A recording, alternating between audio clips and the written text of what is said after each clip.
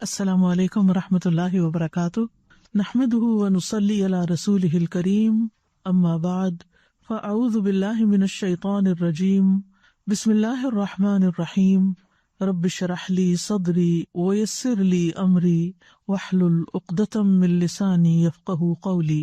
قسم ہے فجر کی اور 10 راتوں کی اور جفت اور طاق کی اور رات کی جب وہ چلتی ہے، یقیناً اس میں عقل والے کے لیے بڑی قسم ہے۔ سب تعریف اللہ کے لیے ہے جو اکیلا ہے، اس کا کوئی شریک نہیں۔ اس کا اپنے بندوں پر یہ فضل اور احسان ہے کہ اس نے اپنے بندوں کے لیے اطاعت کے، ثواب کمانے کے، آگے بڑھنے کے بہت سے مواقع عطا کیے ہیں، بہت سے ایسے موسم بنائے کہ جن میں ہم کثرت کے ساتھ نیک اعمال کر سکیں، اور جو نیک عمل بھی ہم کریں اس کا اجر و ثواب بھی بہت زیادہ ہو۔ انہی مواقع میں سے ایک موقع ذوالحجہ کے پہلے 10 دن کا ہے، جس میں تمام نیک اعمال کا ثواب عام دنوں کی نسبت بہت زیادہ بڑھ جاتا ہے۔ خوش نصیب ہیں وہ لوگ جنہیں زندگی میں ایک بار پھر یہ موقع مل رہا ہے۔ ہم اپنے چاروں طرف دیکھتے ہیں کہ اللہ سبحانہ تعالیٰ نے اپنی مخلوقات میں مختلف طرح کے درجے رکھے ہیں، فرق رکھے ہیں۔ بعض چیزوں کی نسبت زیادہ خوبصورت ہوتی ہیں، زیادہ بڑی ہوتی ہیں۔ ہم دیکھتے ہیں کہ رمضان کا مہینہ تمام مہینوں میں افضل ہے، جمعے کا دن تمام دنوں میں افضل ہے۔ اسی طرح اللہ سبحانہ تعالیٰ نے ذوالحجہ کے 10 دنوں کو دنیا کے بہترین دن کہا ہے، اور ان 10 دنوں میں سے قربانی کو سب سے افضل کام بتایا ہے۔ یعنی ان 10 دنوں میں جو سب سے افضل ترین کام کوئی کر سکتا ہے وہ قربانی کرنے کا ہے۔ پھر اسی طرح ہم دیکھتے ہیں کہ راتوں میں سے رمضان کی آخری 10 راتیں جو ہے، آخری عشرہ جو ہے وہ زیادہ افضل ہے، اور ان میں سے بھی لیلۃ القدر والی رات باقی راتوں کی نسبت زیادہ افضل ہے۔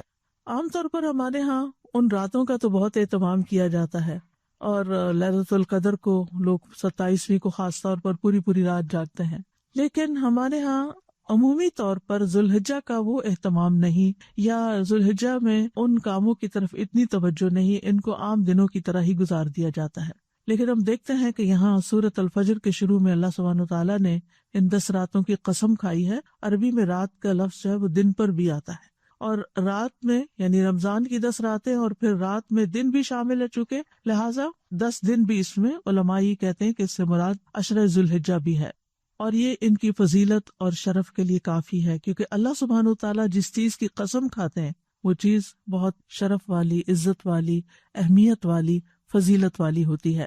تفسیر ابن کثیر کے مؤلف کہتے ہیں کہ 10 راتوں سے مراد ذی الحجہ کا پہلا عشرہ ہے۔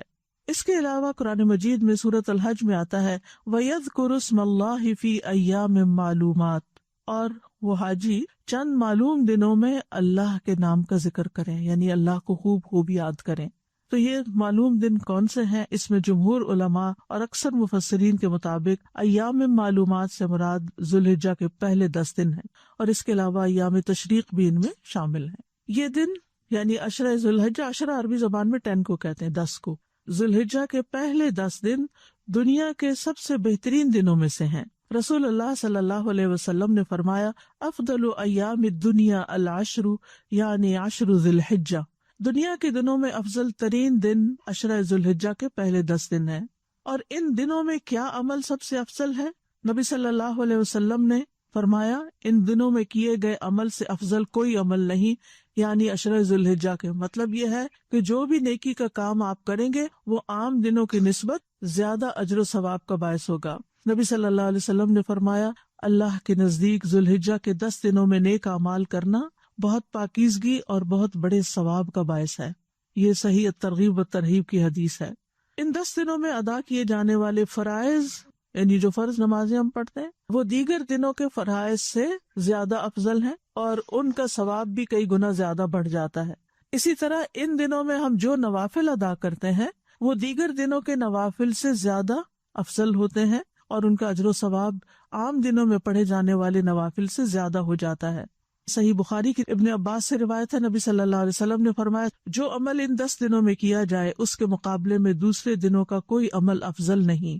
لوگوں نے عرض کیا کیا جہاد بھی اس کے برابر نہیں؟ آپ نے فرمایا جہاد بھی اس کے برابر نہیں، سوائے اس شخص کے جس نے اپنی جان اور مال کو خطرے میں ڈالا اور کوئی چیز واپس لے کر نہ لوٹا، یعنی مال بھی گیا، جان بھی گیا، جس نے یعنی اپنا سب کچھ لٹا دیا وہ تو بہرحال افضل ہے، لیکن اس کے علاوہ جتنے بھی نیک کام کرنے والے ہیں وہ سب ان دنوں میں جو نیک کام کرتے ہیں وہی افضل ہے۔ تو اس لیے ہمیں عام دنوں سے زیادہ ان دنوں میں اپنی نمازوں کا اہتمام کرنا چاہیے، روزوں کا اہتمام کرنا چاہیے، قرآن کی قرأت عام دنوں سے زیادہ بڑھا دینی چاہیے، یعنی جو آپ روٹین میں ریگولرلی کرتے ہیں اس سے کچھ نہ کچھ ایکسٹرا ضرور کریں۔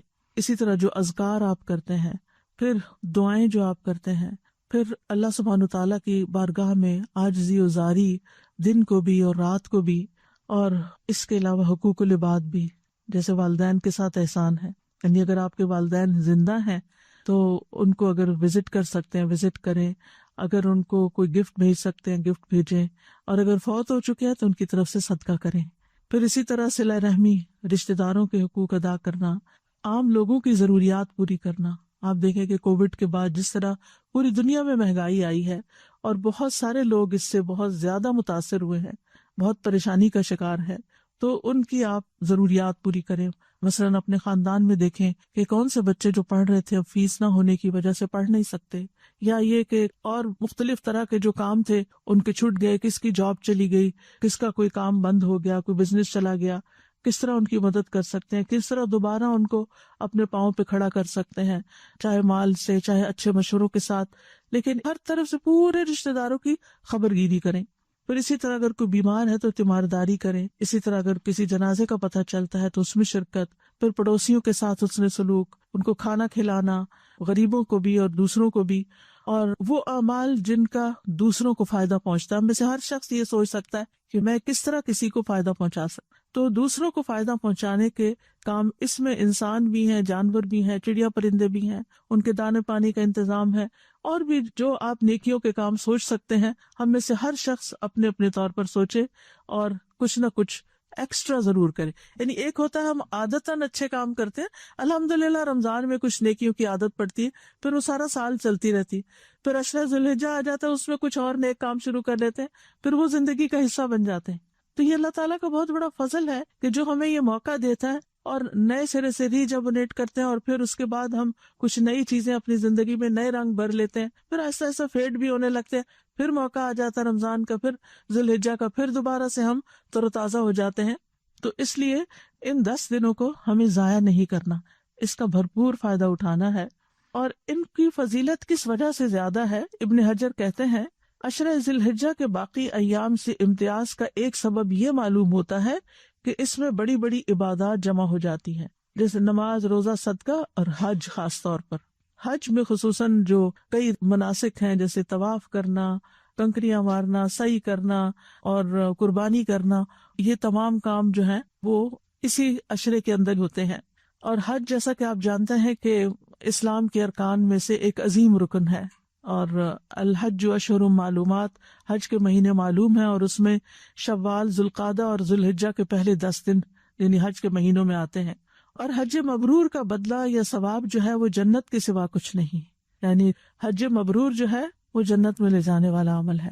کل ہی ہم پڑھ رہے تھے رمی کے بارے میں، یعنی حج میں ہر سٹیپ پر آپ کو بہت زیادہ اجر ملتا ہے، جیسے سعی کرنے کا آپ کو 70 گردنیں آزاد کرنے کا اجر ملتا ہے، اسی طرح آپ جب رمی کرتے ہیں تو ہر کنکری مارنے کے بدلے ایک ایسا کبیرہ گناہ معاف ہوتا ہے جو انسان کو ہلاک کر دینے والا ہے۔ اب اگر انسان کو یہ پتا چل جائے کہ میری بخشش ہو جائے گی تو انسان دنیا میں ہر کام کرنے کو تیار ہو۔ دنیا میں اگر کسی چھوٹی سی مصیبت میں بھی انسان پھنستا ہے تو سب کچھ لگا دینے کو تیار ہو جاتا ہے، لیکن آخرت کی مصیبت اور آخرت کی تکلیف سے بچنے کے لیے اگر انسان کو حج کا موقع ملے تو اس سے بڑی خوش قسمتی کیا ہو سکتی ہے۔ ان 10 دنوں میں یوم الترویہ بھی ہے جو احرام باندھنے کا دن ہے، ان میں یوم عرفہ بھی ہے جس میں سب سے زیادہ اللہ تعالیٰ بندوں کے گناہ معاف کرتے ہیں۔ نبی صلی اللہ علیہ وسلم نے فرمایا، بے شک اللہ عز و جل عرفہ کی شام اہل عرفہ کے ذریعے اپنے فرشتوں کے سامنے فخر فرماتا ہے اور کہتا ہے کہ میرے ان بندوں کو دیکھو جو میرے پاس پراگندہ حال اور غبار آلود ہو کر آئے ہیں، اور یہ آگ سے آزادی کا دن ہوتا ہے۔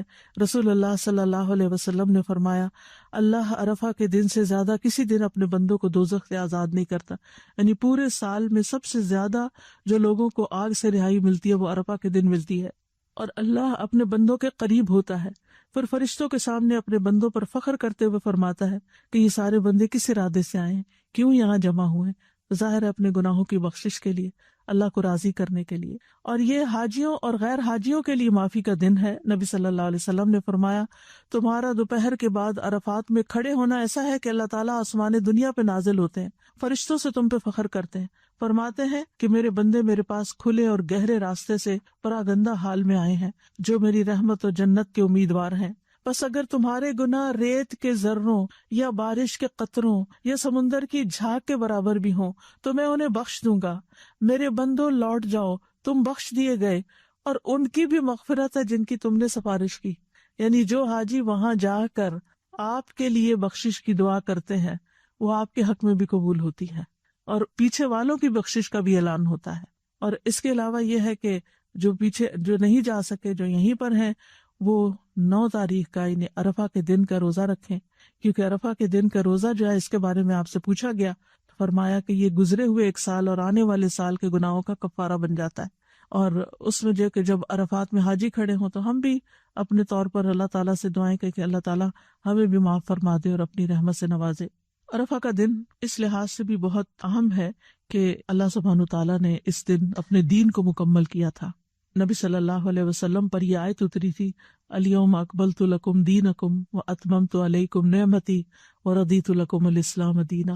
آج میں نے تمہارے لیے تمہارا دین مکمل کر دیا اور تم پر اپنی نعمت پوری کر دی۔ انسان کو جتنی بھی دنیا میں نعمتیں ملی ہیں، ان نعمتوں میں سے سب سے بہترین نعمت جو ہے وہ اسلام کی نعمت ہے، جس کو پا کر، جس کے مطابق زندگی گزار کے انسان دنیا کی بھلائیاں بھی سمیٹتا ہے اور آخرت کی بھلائیاں بھی سمیٹتا ہے۔ وَرَضِيتُ لَكُمُ الْإِسْلَامَ دِينًا، اور تمہارے لیے اسلام کو دین کی حیثیت سے پسند کر لیا۔ تو اللہ تعالیٰ نے یہ دین ہمارے لیے پسند کیا، لہٰذا ہمیں بھی اس دین سے محبت ہونی چاہیے، اس کو بوجھ سمجھ کے نہیں اپنائیں کہ اب کیا کریں، اب مسلمان پیدا ہو گئے ہیں تو اب ہمیں نماز بھی پڑھنی پڑتی ہے اور حجاب بھی کرنا ہوتا ہے اور یہ بھی اور وہ بھی، اتنی ساری ذمہ داریاں، باقی ریلیجنز میں تو یہ ساری پابندیاں نہیں ہیں۔ تو نہیں، یہ اللہ تعالیٰ کی نعمت ہے ہمارے لیے، تو اس کو نعمت سمجھ کر اس کا شکرانہ ادا کریں، اور صبح و شام کہا کریں رضیت باللہ ربا وبالاسلام دینا وبمحمد نبیا۔ جو دنیا میں صبح شام یہ پڑھتا ہے، قیامت کے دن اللہ تعالیٰ اس کو راضی کر دے گا۔ ان دنوں میں مزدلفہ کی رات بھی ہے، جس کو مشعر الحرام کہا جاتا ہے مزدلفہ کو، اور وہاں پر بھی وقوف کیا جاتا ہے اور دعائیں مانگی جاتی ہیں۔ اور اہل مزدلفہ کی فضیلت کیا ہے؟ نبی صلی اللہ علیہ وسلم نے فرمایا، بے شک اللہ نے تمہارے اس جمع ہونے میں تم پر احسان فرمایا کہ تمہارے نیکوکاروں کی وجہ سے تمہارے گناہگاروں کو بھی بخش دیا ہے، اور تمہارے نیکوکاروں نے جو مانگا انہیں عطا کر دیا۔ یعنی اس رات خصوصاً فجر کے بعد جب وہاں وقوف کیا جاتا ہے، جو دعائیں مانگی جاتی ہیں وہ دعائیں قبول ہوتی ہیں۔ اس عشرے میں یوم النحر بھی ہے، یعنی جس دن جمرات کو کنکریاں ماری جاتی ہیں، اور ہر کنکری کے بدلے ایک کبیرہ گناہ جو ہلاک کرنے والا تھا اس کا کفارہ ہو جاتا ہے۔ نبی صلی اللہ علیہ وسلم نے فرمایا، جب تم کنکریاں مارو گے تو یہ قیامت کے دن تمہارے لیے نور ہوگی۔ ان دنوں میں حج اکبر کا دن بھی ہے، اور وہ یوم النحر کا دن ہوتا ہے۔ 10 تاریخ کو یوم الحج الاکبر کہا جاتا ہے۔ عام جو غلط فہمی ہے کہ جمعے کا حج اکبر ہے، تو ایسا نہیں ہے۔ یہ 10 تاریخ کا جو عمل ہے، یعنی کنکریاں مارنا، قربانی کرنا، بال منڈوانا اور طواف افاضہ کرنا، تو یہ دن جو ہے یہ بڑا اہم دن ہے، بہت فضیلت والا ہے، اس کو بہت افضل ترین دن قرار دیا گیا، اور اس کو یوم الحج الاکبر بھی کہا گیا۔ اور حج کے موقع پر بہترین عمل جو ہے وہ تلبیہ پکارنا اور قربانی کرنا ہے۔ اور ان دنوں میں یعنی عشرہ ذوالحجہ میں حاجی بھی روزے رکھ سکتے ہیں سوائے 9 تاریخ اور اس کے بعد کے، کیونکہ وہ پھر حج کا موقع اور عید کا موقع آ جاتا ہے، اور حج کا دن بھی نبی صلی اللہ علیہ وسلم نے ایک عید کا دن ہی بتایا، تو اس دن بھی روزہ نہیں رکھتے۔ رسول اللہ صلی اللہ علیہ وسلم نے فرمایا، یوم عرفہ، یوم النحر یعنی 10ویں کا دن، اور ایام تشریق ہم اہل اسلام کے عید کے دن ہیں، اور یہ کھانے پینے کے دن ہیں۔ اور جو لوگ وہاں پر نہیں جا سکتے، وہ اس عشرے میں جو ایک اور بہترین عبادت کر سکتے ہیں وہ روزہ رکھنے کی، یعنی 1 سے لے کے 9 تاریخ تک ایٹ اسٹریچ بھی آپ روزے رکھ سکتے ہیں، اور اگر سارے نہ رکھ سکے تو منڈے تھرسڈے کا رکھ لیں، اور اگر کوئی بھی نہیں ان میں سے رکھ سکتے تو ایٹ لیسٹ 9 ذی الحجہ کا یعنی عرفہ کا روزہ جو ہے وہ ضرور رکھ لیں، اور یہ رکھنا مستحب ہے۔ اور بعض احادیث میں 9ویں تاریخ کا بھی ذکر آیا ہے، لہٰذا 9 اور 10 دونوں رکھ لیں تو وہ جھگڑا بھی ختم ہو جائے گا کہ سعودی عرب میں تو ایک دن پہلے ہوتا ہے، اور بعد میں شاید اسی لیے ایک روایت میں 9ویں کا ذکر بھی آیا کہ یہ معلوم تھا کہ آئندہ دنیا میں لوگوں کو جب یہ پتہ چل جائے گا کہ وہاں کس دن عرفہ ہے اور یہاں کس دن 9ویں تاریخ پڑ رہی ہے، تو ان 2 دنوں کا رکھ لیں تو زیادہ افضل ہے، یعنی ہماری 8 اور 9 ہو جائے گی اور وہاں کی 9 ہو جائے گی. ٹھیک ہے. پھر اسی طرح سلف صالحین جو تھے ان دنوں میں انتھک عبادت کرتے تھے، یعنی عام دنوں سے زیادہ وہ عبادت کی کوشش کرتے تھے اور نیکی کے مختلف کام کرنے کی شدید رغبت رکھتے تھے. سعید بن جبیر کا حال تھا کہ جب 10 دن شروع ہو جاتے تو اتنی سخت محنت کرتے، یہاں تک کہ شاید ان کے پاس اتنی طاقت بھی نہ ہوتی. ان 10 راتوں کی عبادت کی بہت ترغیب دیتے اور وہ کہتے کہ ان 10 راتوں میں اپنے لیے دیے بجھایا نہ کرو، یعنی راتوں کو بھی عبادت کرو. اور آپ دیکھیں کہ آپ کے ہاں تو عشاء جو ہے وہی 11 بجے شروع ہو رہی ہے، تو اگر مغرب اور مغرب کے بعد اور عشاء کے بعد کچھ جاگ لیا جائے اور کچھ ایکسٹرا نوافل پڑھ لیے جائیں، اگر فجر سے پہلے نہیں بھی اٹھنے کی ہمت پڑتی کیونکہ لمبے دن ہیں، بعض اوقات لوگ تھک جاتے ہیں، تو عشاء کی نماز پڑھنے کے بعد کچھ ایکسٹرا نوافل بھی قیام اللیل میں شمار ہو جاتے ہیں، اور اس وقت دعائیں پڑھ کے اور دعائیں مانگ کے آپ سو سکتے ہیں. ابو عثمان نہدی کہتے ہیں نیک لوگ 3 قسم کے دنوں کی تعظیم کرتے: رمضان کے آخری 10 دن، ذوالحجہ کے پہلے 10 دن اور محرم کے پہلے 10 دن، کیونکہ محرم بھی حرمت والا مہینہ ہے اور اللہ کا مہینہ اس کو کہتے ہیں، اور اس مہینے میں بھی آپ صلی اللہ علیہ وسلم سے کثرت سے روزے رکھنا جو ہے وہ مروی ہے، تو ان دنوں کے بھی آپ یعنی پلان کر سکتے ہیں. تو ان دنوں کو اللہ تعالیٰ کی اطاعت اور قربت والے کاموں سے آباد کرنا چاہیے اور اپنے عام روٹین کے دنوں کی طرح ان دنوں کو نہیں گزارنا چاہیے.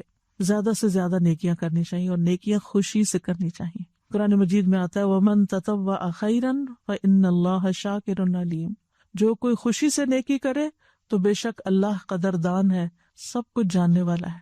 یعنی جتنی زیادہ آپ دل کی خوشی اور رغبت اور محبت سے نیکی کرتے ہیں، اللہ سبحانہ وتعالیٰ اس کو اتنی ہی خوشی سے قبول کرتے ہیں اور اس پر اتنا ہی بڑا اجر عطا فرماتے ہیں. آپ دیکھیں کہ آپ کسی انسان کو بھی ایک پانی کا گلاس پلاتے ہیں تو وہ آپ کا قدردان ہوتا ہے، آپ کا شکریہ ادا کرتا ہے. تو آپ سوچئے جب اللہ کے نام پر آپ کسی کو پلا رہے ہوں یا اللہ کے لیے کوئی کام کر رہے ہوں تو اللہ سبحانہ وتعالیٰ اس کی کتنی قدردانی کرے گا. یعنی ضروری نہیں ہوتا کہ ہم کسی کے ساتھ اچھا کریں گے تو وہ ہماری قدردانی کرے گا، بعض وقت نہیں بھی کرتا، وہ پرواہ بھی نہیں کرتا، وہ ذکر بھی نہیں کرتا، وہ اکنالج بھی نہیں کرتا. لیکن اس وقت یہ یاد رکھنا چاہیے کہ جس رب کی خاطر میں نے کیا ہے اس نے دیکھ لیا، اور جتنے زیادہ محبت کے ساتھ، کیونکہ اگر کاموں کے اندر محبت پیدا ہو جائے اور خوبصورتی پیدا ہو جائے، کوالٹی آ جائے، تو اس کی اتنی ہی جزا بڑھ جاتی ہے. فَإِنَّ اللَّهَ شَاكِرٌ عَلِيمٌ. بندے شکر گزار نہیں تو کیا ہوا، اللہ قدردان ہے، اللہ سبحانہ تعالیٰ دیکھتا ہے اور وہ بندے کے لیے لکھ لیتا ہے. حتیٰ کہ ایک کھجور جو انسان اللہ کے راستے میں دیتا ہے اللہ تعالیٰ اس کو بڑھا کر احد پہاڑ جتنا کر دیتا ہے. یعنی اتنا زیادہ اس کا اجر و ثواب. دنیا میں کون سی ایسی انویسٹمنٹ ہے کہ جہاں پر آپ کوئی صدقہ کریں گے اور پھر آپ کو اس کا اتنا بڑا اجر ملے گا. تو کرنے کے کام کیا ہے؟ سب سے پہلا کام جو ہم نے اس سلسلے میں داخل ہوتے ہوئے کرنا ہے وہ نیت کو خالص کرنا ہے، نیت کو صاف کرنا ہے.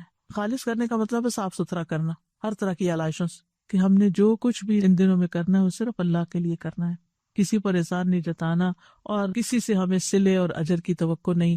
پورا ہم اس کو اپنے رب کے لیے کریں گے. اور یاد رکھیے کہ جو بندہ اللہ سے سچائی پر مبنی معاملہ کرتا ہے اللہ اس کو سچا کر دیتا ہے، اللہ اس کے اس نیک کام میں اتنی ہی برکت ڈال دیتا ہے. اب یہ اخلاص کا مطلب کیا ہے؟ اخلاص کا مطلب ہوتا ہے اپنے اعمال کے ذریعے اللہ کی رضا کو اور آخرت کے اجر کو سامنے رکھیں، آخرت کا اجر سامنے رکھیں. ہماری مشکل یہ ہے کہ جب ہم کوئی اچھا کام کرتے ہیں تو فوراً یہ دیکھتے کہ یہاں کیا ملے گا، اس کام سے مجھے یہاں کیا نتیجہ ملے گا، اور اگر ہمیں نظر نہیں آتا تو چاہے وہ کتنا ہی نیکی کا کام ہو ہاتھ نہیں ڈالتے، ہم آگے نہیں بڑھتے. تو خالص نیت کیا ہوتی ہے کہ مجھے اس سے اپنے رب کا چہرہ چاہیے، مجھے اپنے رب کا دیدار کرنا، مجھے اپنے رب کو دیکھنا ہے.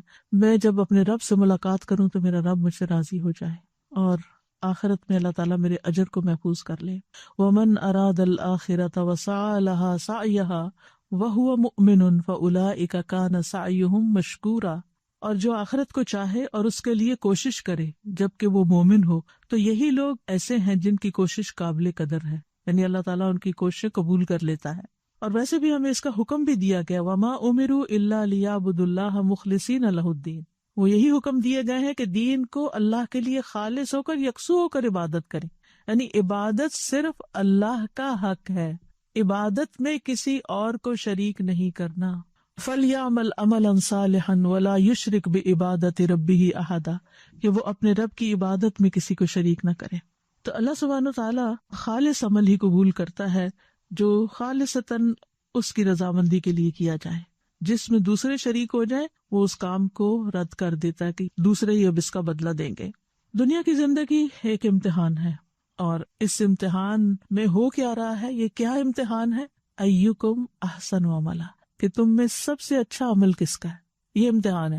یعنی ہم اس میں آزمائے جا رہے ہیں کہ ہم اچھے کام بھی کرتے ہیں، اس میں ہماری آزمائش ہوتی ہے کہ بھلا یہ کیوں کر رہے ہیں، کس مقصد کے لیے کر رہے ہیں، کس کے لیے کر رہے ہیں۔ اللہ سبحانہ وتعالیٰ مختلف سچویشن میں ڈال کر ہمارا امتحان لیتا ہے کہ اب بھلا کس لیے کرتا ہے۔ اگر میرے لیے کرتا ہے تو کیا پھر بھی کرتا ہے؟ کیونکہ بعض اوقات ایسا ہوتا ہے نا، ہم کوئی نیکی کرتے ہیں اور ہمیں الٹی پڑ جاتی ہے، یعنی جس کے ساتھ کرتے ہیں وہ ہمارے اوپر کوئی الزام تراشی کر دیتا ہے، تو ہم سوچتے تمہاری توبہ، آج کے بعد اس شخص کے ساتھ کوئی احسان نہیں کرنا۔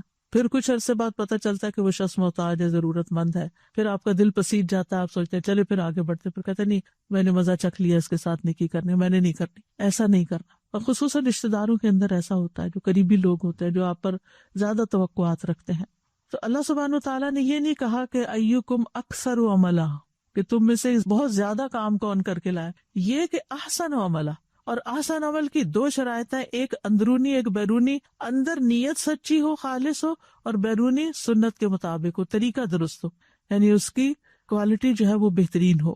جیسے حضرت عائشہ رضی اللہ تعالیٰ نبی صلی اللہ علیہ وسلم کی رات کی نماز کے بارے میں فرماتی ہیں کہ وہ 8 رکعت تھی، لیکن مت پوچھو، لا تسأل عن حسنہن و طولہن، کہ ان کی خوبصورتی کتنی تھی اور وہ لمبی کتنی ہوتی تھی۔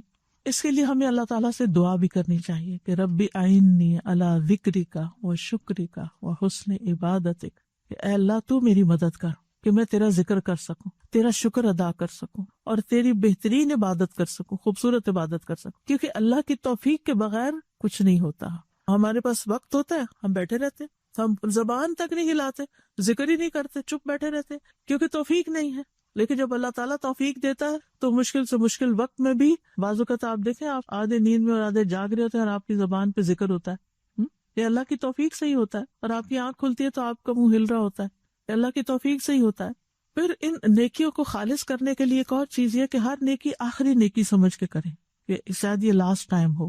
مثال کے طور پر آپ اگر اس عشرہ کو لے لیں تو اس عشرے کو اس طرح منائیں کہ شاید یہ میری زندگی کا آخری عشرہ ہو، پتہ نہیں اگلے سال موقع ملتا ہے، اللہ کرے بے شمار موقع ملے، لیکن ہم میں سے کسی کو نہیں پتا کہ دوبارہ یہ چانس ملتا ہے یا نہیں۔ اس لیے اس نیکی کو آخری نیکی سمجھ کے کریں اور آخرت کی یاد کو سامنے رکھیں۔ آپ دیکھیں قرآن مجید میں آتا ہے وَاذْكُرْ عِبَادَنَا إِبْرَاهِيمَ وَإِسْحَاقَ وَيَعْقُوبَ أُولِي الْأَيْدِي وَالْأَبْصَارِ إِنَّا أَخْلَصْنَاهُمْ بِخَالِصَةٍ ذِكْرَ الدَّارِ وَإِنَّهُمْ عِندَنَا لَمِنَ الْمُصْطَفَيْنَ الْأَخْيَارِ۔ اور ہمارے بندوں ابراہیم اور اسحاق اور یعقوب کا ذکر کیجئے جو ہاتھوں اور آنکھوں والے تھے، یعنی انہوں نے اپنے ہاتھوں اور آنکھوں سے خوب کام لیا، بے شک ہم نے انہیں ایک خاص صفت سے خاص کر لیا تھا جو آخرت کے گھر کی یاد تھی۔ جس بندے کے سامنے آخرت ہوتی ہے اور آخرت کا اجر وہ چاہتا ہے، اس کے عمل خالص ہونے لگتے ہیں۔ بے شک وہ سب ہمارے نزدیک چنے ہوئے بہترین بندوں میں سے تھے۔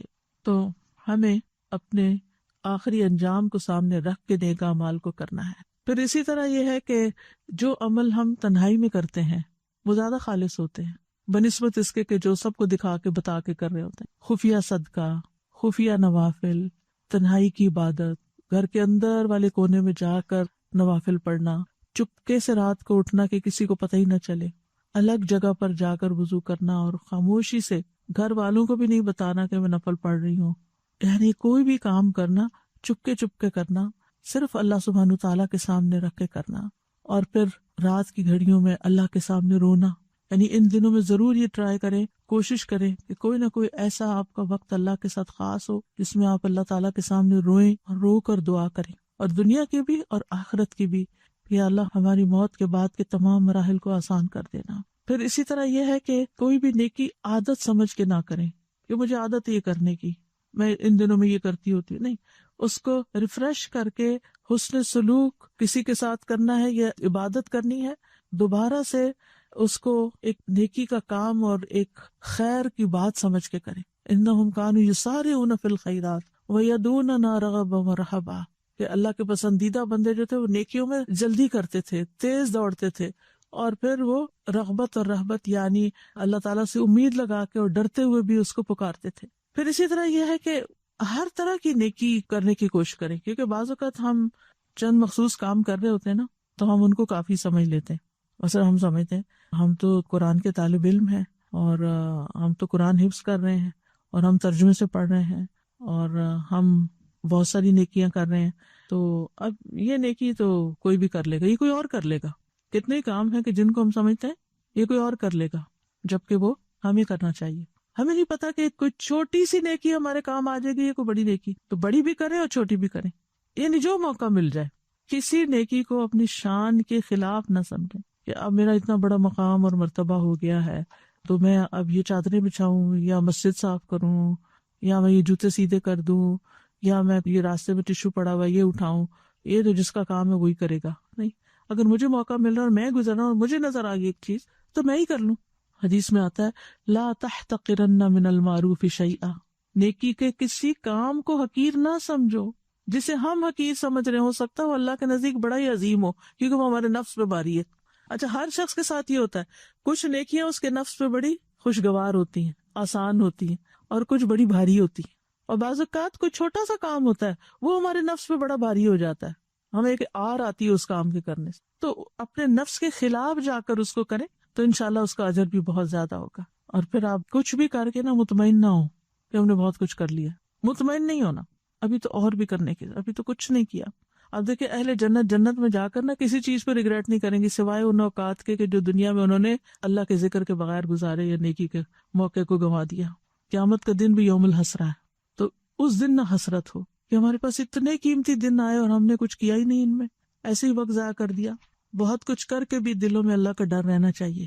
دوسرا کام یہ ہے کہ جب ذوالحجہ کا چاند نظر آئے تو دعا پڑھیں، یعنی اللہم اہلہ علینا بالامن والایمان والسلامت والاسلام لما تحب وترضى یا ہلال ربی وربک اللہ۔ تو آج شام ضرور اہتمام کریں کہ چاند نظر آئے، اور اگر اعلان ہو جائے آپ نے آنکھوں سے نہیں دیکھا پھر بھی دعا پڑھ لیں کہ اللہ اس مہینے کو ہمارے لیے برکت کا، سلامتی کا مہینہ بنا دے۔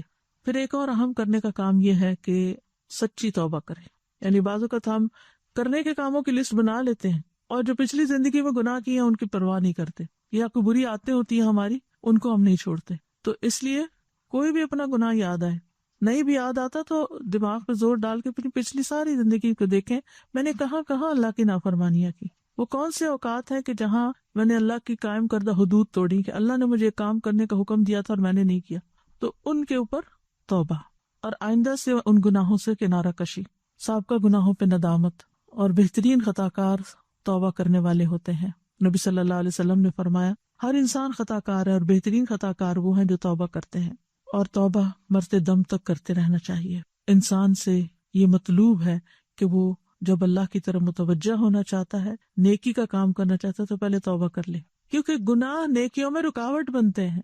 یہ جو ہمارے اوپر ایک بوجھ سا پڑ جاتا ہے نا اور ہم نیکی نہیں کر پاتے، تو اس کی بنیادی وجہ کیا ہوتی ہے کہ ہمارا کوئی گناہ ہوتا ہے جو ہمیں بوجھل کیے ہوئے ہوتا ہے، وہ ہمیں پکڑے ہوئے ہوتا ہے اور ہم آگے نہیں بڑھ سکتے، وہ ہمارے راستے کا رکاوٹ اور ہرڈل بنا ہوا ہوتا ہے۔ تو توبہ سے وہ رکاوٹ ہٹ جاتی ہے اور نیکیوں میں دوڑ لگ جاتی ہے۔ انہم کانوا یسارعون فی الخیرات، انبیاء کیوں نیکیوں میں اتنی سبقت کرتے تھے، دوڑتے تھے، آگے نکل جاتے، کیونکہ وہ معصوم تھے، وہ گناہ نہیں کرتے تھے۔ ہم گناہ گار لوگ ہیں، لہٰذا ہمارے گناہ ہی ہمارے راستے میں آ جاتے ہیں۔ قرآن مجید میں آتا ہے وَمَن لَّمْ يَتُبْ فَأُولَٰئِكَ هُمُ الظَّالِمُونَ، جو توبہ نہ کریں وہ ظالم لوگ ہیں، وہ اپنی جانوں پہ ظلم کر رہے ہیں۔ پھر اگلی بات یہ ہے کرنے کے کاموں میں کہ اپنے عزم اور ارادے کو پختہ کریں، جو بھی نیک کام کرنے ہیں، یعنی نیک اعمال کی شدید حرص ہو، کیونکہ جو حرص رکھتا ہے، جو شوق رکھتا ہے، جو ارادہ کرتا ہے، وہ کر بھی جاتا ہے۔ کیونکہ بعض اوقات ہم سوچتے ہیں یہ تو بڑے بڑے لوگ کرتے ہیں، ہم تو گناہ گار لوگ، ہم سے کہاں ہوتے ہیں، ہم نہیں کر سکتے، میرا نہیں خیال کہ میں رات کو جاگ سکوں گی، میرا نہیں خیال میں ایکسٹرا نوافل پڑھ سکوں۔ نہیں، یہ شیطانی وسوسوں کو آپ نے انٹرٹین نہیں کرنا۔ ان کو اگر دل میں خیال آئے نہیں، میرا نہیں خیال، میری تو مصروفیت ہی بہت ہے، میں کیا کر سکتے، نہیں، انشاءاللہ بہت کچھ ہو سکتا ہے۔ جو بھی اپنے ٹارگٹ سیٹ کرے اس پہ کہے کہ انشاءاللہ میں کروں گی، اللہ کی توفیق سے کروں گی اور مجھے کرنا ہے۔ وَالَّذِينَ جَاهَدُوا فِينَا لَنَهْدِيَنَّهُمْ سُبُلَنَا، جو لوگ ہمارے راستے میں جدوجہد کرتے ہیں انہیں اپنے راستے دکھا دیتے ہیں. سبحان اللہ، نیکی کے ایسے ایسے مواقع سامنے آ جاتے ہیں کہ آپ خود حیران ہو جاتے ہیں. آپ گھر بیٹھے ہوتے ہیں، آپ کو کہیں سے کوئی پیغام آ جاتا ہے، فلاں شخص ضرورت مند ہے، کوئی بیمار ہے، کسی کے لیے دعا کا کہا جا رہا ہوتا ہے، کسی کے لیے مدد کا کہا جا رہا ہوتا ہے، کسی کو کسی طرح مشورے کا کہا جا رہا ہوتا ہے، تو آپ گھر بیٹھے صرف اپنے فون کے ذریعے ہی کیا کچھ کر جاتے ہیں. آپ اسی جگہ بیٹھے ہوئے اور آپ نے بڑی بڑی نیکیاں کما لی. جو ہی کسی نے دعا کے لیے کہا آپ نے وہی فون رکھا، اپنے اللہ کے حضور حاضر ہو گئے. ادھر ادھر سے توجہ ہٹا کے جس کسی پریشان حال نے آپ کو کہا کہ میرے لیے دعا کرے، آپ بیٹھ کے اس کے لیے دعا کر دیں. فرشتہ آپ کے لیے بھی آمین کر دے. آپ کا کیا گیا؟ آپ وہی تو بیٹھے ہیں، آپ نے صرف اس کے لیے دعا ہی کی ہے نا. تو ہو سکتا ہے اس دعا کی وجہ سے اللہ تعالیٰ آپ کو اس جیسی مصیبت سے بچا لے. اور صرف ہم نے اس لیے بھی نہیں کرنی کہ ہم کسی کے لیے دعا کریں تاکہ ہم مصیبت سے، ہم نے اللہ کی رضا کے لیے کرنی. تو کسی کے بھی ایسے کسی میسج کو، کسی ریکویسٹ کو رد نہ کیا کریں. یہ تو روز ہی کچھ نہ کچھ کہتے رہتے ہیں. آپ دیکھیں کہ اس وقت بعض لوگوں کے حالات ایک دم اتنے تبدیل ہوئے ہیں کہ وہ اپنی مجبوریاں بتا بھی نہیں سکتے. اور اگر آپ کے علم میں آ جائے تو آپ سمجھیں کہ اللہ نے آپ کے لیے نیکی کا راستہ کھولا ہے، اس کو اپنے لیے مصیبت نہ سمجھیں. اللہ نے آپ کے لیے نیکی کا راستہ کھولا ہے تو یہ اسی کے لیے راستہ کھلتا ہے جو حرص رکھتا ہے کہ مجھے نیکی کے کاموں کا پتہ چلے. ہر نیکی مشکل سے ہی ہوتی ہے، اس میں مشقت کرنی پڑتی ہے، تکلیف اٹھانی پڑتی ہے، تبھی انسان نیکی کر سکتا ہے. یعنی کچھ نہ کچھ تو ایفرٹ لگانی پڑتی ہے. تو اس ایفرٹ سے نہیں گھبرائیں، محنت کریں. والذین جاہدوا، جاہدوا نہیں ہے جاہدوا. حروف کی زیادتی جب ہو جاتی ہے نا فعل کے اندر تو معنی میں بھی شدت آ جاتی ہے. تو دنیا میں جو نیکیوں میں جلدی کرتے ہیں وہ جنت کی طرف بھی آگے آگے ہوں گے، سبقت لے جائیں گے. قرآن مجید میں آتا ہے والذین یؤتون ما آتوا وقلوبهم وجلۃ انہم الی ربہم راجعون اولئک یسارعون فی الخیرات وہم لہا سابقون. اور انہوں نے جو کچھ دیا اس حال میں دیتے ہیں کہ ان کے دل ڈر رہے ہوتے ہیں کہ یقیناً وہ اپنے رب کی طرف لوٹنے والے ہیں. بس تھوڑے ہی دن رہ گئے ہیں دنیا میں، واپسی کا سفر شروع ہو چکا ہے. یہ لوگ ہیں جو نیک کاموں میں جلدی کرتے ہیں اور یہی ان کی طرف آگے نکل جانے والے ہیں. یعنی جن کو یہ خیال ہوتا ہے نا کہ رب کی طرف واپسی ہے، جا رہے ہیں اس کی طرف، ملاقات ہے اس سے، تو پھر وہ نیکی کے کام میں تاخیر نہیں کرتے. اور والسابقون السابقون اولئک المقربون فی جنات النعیم ثلۃ من الاولین وقلیل من الاخرین. اور جو پہل کرنے والے ہیں وہی آگے بڑھنے والے ہیں، جو پہل کرنے والے ہیں وہی آگے بڑھنے والے ہیں. تو نیکی کے کاموں میں پہل کر لیں. یہی لوگ مقرب ہیں جو نعمتوں والے باغوں میں ہوں گے. پہلوں میں سے بہت ہوں گے، پچھلوں میں سے کم ہوں گے. یعنی جو وقت گزرتا جائے گا قیامت کے قریب ایسے لوگ کم رہ جائیں گے. یاد رکھیے نیکی کا شوق اسی وقت ہوتا ہے جب اللہ سے محبت ہوتی ہے. اگر آپ کے دل میں اللہ کی محبت ہے نا تو اللہ کی خاطر آپ کچھ بھی کرنے کو تیار ہو جائیں گے، کیونکہ محبت انسان سے سب کچھ کروا لیتی ہے. آپ کو اپنے بچے سے محبت ہوتی ہے، آپ اس کے لیے کیا نہیں کرتے، ہر طرح سے تھکتے ہیں، ہر تدبیر کرتے ہیں اس کو آرام پہنچانے کے لیے، اس کے فیوچر کو بنانے کے لیے، اس کو مشکل سے نکالنے کے لیے. آپ دیکھیں اگر کسی کا بچہ کنویں کی طرف جا رہا ہو تو ماں کیا کرے گی؟ باپ کو بلائے گی، وہ دیکھیں وہ بچہ کنویں کی طرف جا رہا ہے، آپ آ جائیں. اگر کہے میں بزی ہوں تم خود ہی کر لو تو آپ کہیں نہیں پھر میں بھی نہیں کر رہی. کریں گے ایسے؟ بچے کو اگر بھوک لگی ہو تو آپ کیا کریں گے؟ آپ یہ کہیں گے کہ اس وقت گھر میں تو گروسری نہیں ہے تو ٹھیک ہے، گروسری نہیں آئے گی تو میں بھی کھانا نہیں پکاؤں گی. بیٹھے نہیں بچے بھوکے، ہسبینڈ تعاون نہیں کرتا، وہ کچھ کرتا نہیں، اس کو بلیم کرنا شروع کر دیں. آپ کیا کرتے ہیں؟ آپ اٹھتے ہیں، کوئی بریڈ کا پیس ہی ڈھونڈتے ہیں، کوئی باسی روٹی دیکھتے ہیں، یعنی کئی طریقے اختیار کر لیتے ہیں نا کہ اس وقت بچہ بھوکا ہے، اس وقت لڑائی کا وقت نہیں ہے اور بلیم کرنے کا وقت نہیں ہے، مجھے اس بچے کی بھوک مٹانی ہے. تو آپ اس کے لیے اٹھ جاتے ہیں، کام کچھ کر لیتے ہیں. وہ رو رہا ہو تو آپ یہ تھوڑی کہتے ہیں کہ میں اینالائز کروں اس کے رونے کی وجہ کیا ہے، اور یہ سب باتیں چھوڑ دیتے ہیں. آپ اٹھ کے اس کو چپ کراتے، اس کی وجہ معلوم کر، اس کو دلاسا دیتے. تو آپ دیکھیے کہ اسی طرح انسانوں میں سے بھی جو لوگ ہمارے ضرورت مند ہوتے ہیں تو اس وقت ہم مشورے کرنے نہیں بیٹھ جاتے. اس وقت ہمیں دنیا کی سیاست کو اور کووڈ کو لے کے بیٹھ جانا اور بحثیں کرنا، یعنی لوگوں پہ مصیبت کا وقت آیا ہوا ہے اور ہم اکثر صرف بحث مباحثہ کر کے کون رائٹ ہے کون رانگ ہے اور کس کی کیا پالیٹکس ہے، کس وجہ سے ملک کے حالات خراب ہوئے ہیں، کس نے کیا کر دیا، کون کیا کر رہا ہے، ان باتوں میں پڑھنے کے بجائے آپ دیکھیں میں کیا کر سکتی، اتنے چھوٹے مننے سے دائرے کے اندر رہتے ہوئے میں کیا کر سکتی. آپ اپنا کام کر لیں. صرف باتیں کر کے خود کو تسلی نہ دیں کہ فلاں کا قصور ہے اور فلاں کی ذمہ داری ہے اور فلاں کا، جو بھی ذمہ دار ہے اس وقت جو بھوکا ہے اس کی بھوک مٹانا اصل کام ہے. اس وقت بحث مباحثے میں پڑھنے کا وقت نہیں ہے. تو جب انسان کو اللہ سے محبت ہوتی ہے تو وہ اللہ کی محبت میں وَيُطْعِمُونَ الطَّعَامَ عَلَىٰ حُبِّهِ مِسْكِينًا وَيَتِيمًا وَأَسِيرًا، وہ اللہ کی محبت میں کھلاتے ہیں مسکین کو، یتیم کو اور قیدی کو، کیونکہ وہ اللہ کی خاطر کر رہے ہیں. تو اس لیے ان کا فوکس کیا ہے کہ مجھے اللہ کی محبت میں کچھ کرنا ہے، اور وہ کر جاتے ہیں. تو پھر آپ دیکھیے کہ اگر ہمارا دل نہیں نیکی کے کاموں کو کرتا تو سب سے پہلے پھر ہمیں اس چیز پر ورک کرنے کی ضرورت ہے کہ ہم اللہ کی محبت کیسے بڑھائیں. اور یاد رکھیے اللہ کی محبت بھی نیک کام کر کے ہی بڑھتی ہے، اس میں بھی اضافہ اسی سے ہی ہوتا ہے. اور پھر آپ دیکھیے کہ اللہ کی خاطر محبت اپنے گھر والوں سے ہو، اپنے شاگردوں سے ہو، اپنے دوستوں سے ہو، کسی سے بھی ہو، وہ بذات خود ایک عبادت بن جاتی ہے. اور ان سب سے بڑھ کر محبت اللہ تعالیٰ سے ہو. اور جب اللہ سے محبت ہوتی ہے نا تو اللہ سے ملاقات کو دل چاہتا ہے، اور اس میں ملاقات کا سب سے بہترین طریقہ نماز ہے. پھر نمازیں وقت پر بھی ہوں گی، نمازوں میں صرف فرض پڑھ کے نہیں اٹھیں گے، سنن رواتب بھی ہوں گی، نوافل کی کثرت بھی ہوگی. نبی صلی اللہ علیہ وسلم کے آزاد کردہ غلام ثوبان تھے، ان سے کسی نے کہا کہ مجھے ایسے عمل کے بارے میں بتائیں کہ جس سے اللہ تعالیٰ مجھے جنت میں داخل کر دے. ان سے 2-3 دفعہ پوچھا گیا، تو تیسری دفعہ جب پوچھا گیا تو انہوں نے کہا کہ میں نے رسول اللہ صلی اللہ علیہ وسلم سے یہی سوال کیا تھا، تو آپ نے فرمایا تم پر اللہ کے لیے سجدوں کی کثرت لازم ہے. جنت میں جانا چاہتے ہو، سجدوں کی کثرت کرو، نمازیں زیادہ پڑھو. تم جب بھی کوئی سجدہ کرتے ہو تو اللہ اس سجدے کے سبب سے تمہارا ایک درجہ بڑھا دیتا ہے اور اس کے ذریعے تمہاری خطا مٹا دیتا ہے. یعنی ہر سجدہ درجہ بلند کرتا چلا جاتا ہے. اور اس میں جب سے سمر آیا ہے تہجد کی نماز آگے پیچھے ہو گئی ہے. پھر سے کوشش کریں یا تہجد کے لیے اٹھیں، اگر نہیں اٹھ سکتے تو عشاء کے ساتھ کچھ ایکسٹرا نوافل کر کے، چاہے 2 ہی ایکسٹرا ہو جائیں، اس کو قیام اللیل کی نیت سے پڑھ لیں. پھر اشراق کی نماز، اگر اشراق بھی نہیں پڑھے جا رہے کیونکہ بہت کم سوئے ہیں اور نیند کا غلبہ ہے فجر کے بعد، تو پھر چاشت کی نماز پڑھ لیں. جب دوبارہ آرام کر کے اٹھیں اس وقت نماز پڑھ لیں. پھر اگلا کرنے کا کام یہ ہے کہ کثرت سے اللہ کا ذکر کرنا، کیونکہ اس کی طرف توجہ دلائی گئی ہے. وَيَذْكُرُ اسْمَ اللَّهِ فِي أَيَّامٍ مَّعْلُومَاتٍ، کہ معلوم دنوں میں یعنی اس عشرہ ذی الحجہ میں اللہ کا ذکر کریں. نبی صلی اللہ علیہ وسلم نے فرمایا کوئی دن اللہ کے ہاں ان 10 دنوں سے زیادہ عظمت والا نہیں، اور نہ ہی کسی دن کا عمل اللہ تعالیٰ کو ان 10 دنوں کے عمل سے زیادہ محبوب ہے. پس تم ان 10 دنوں میں کثرت سے لا الہ الا اللہ، اللہ اکبر اور الحمدللہ کہو. تو ان دنوں کا ذکر کون سا؟ لا الہ الا اللہ، اللہ اکبر اور الحمدللہ.